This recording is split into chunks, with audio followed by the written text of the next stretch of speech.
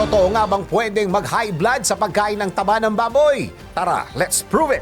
Madalas ka bang kumain ng taba ng baboy? Alam mo bang pwede kang ma-high blood sa pagkain ng taba ng baboy? Tara, let's prove it!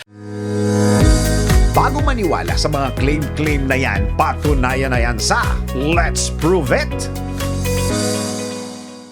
Ayon kay Dr. Renato Paragas, CEO ng isang water mineral sa Pilipinas, na hindi nakaka-high blood ang madalas na pagkain ng taba ng baboy, kundi ang kakulangan ng pag-inom ng tubig sa katawan. Ngunit taliwas naman ang isinaad ng NutriGarden.com na kung saan ayon sa kanilang research mula sa The National Institute of Health, ang pagkain ng red meat ay triple na posibleng maugnay sa sakit sa puso. Ayon pa sa isang pag-aaral na nagpapakita na ang taba ng baboy ay konektado sa hypertension at nasa grupo ng mga pagkain na mabilis na nagpapataas ng presyon ng dugo. Kaya naman ang say ng mga doktor, ang high blood pressure ay may mataas na risk sa kalusugan. Kadalasan ito ay mapipigilan o kaya naman na ma-manage sa pamamagitan ng ehersisyo, diet at pagmamanage ng stress.